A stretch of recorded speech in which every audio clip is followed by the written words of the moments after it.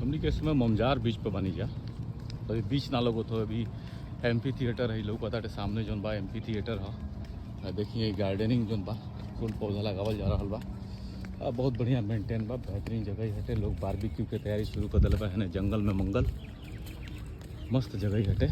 यही जगह पर तनिको लगे कुछ अलग तरफ में हमनी के छठ पूजा भी करें है। देखिए लोग पूरा टेंट वेंट लगा के रख ले बा। ये ममजार बीच कहा जाला, ममजार पार्क भी नाम से जानल जाला। एजा पार्क और के भी अरेंजमेंट हो गई बाटे। कौवा महाराज देखी मस्त है, एमपी थिएटर देखी।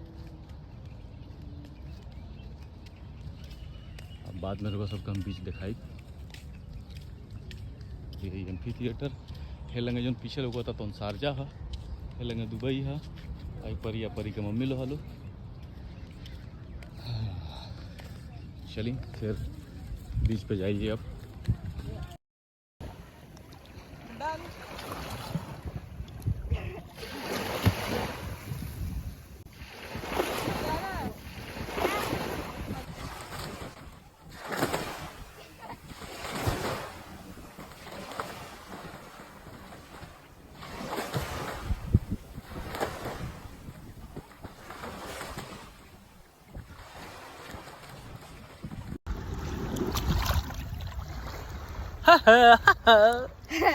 Yay!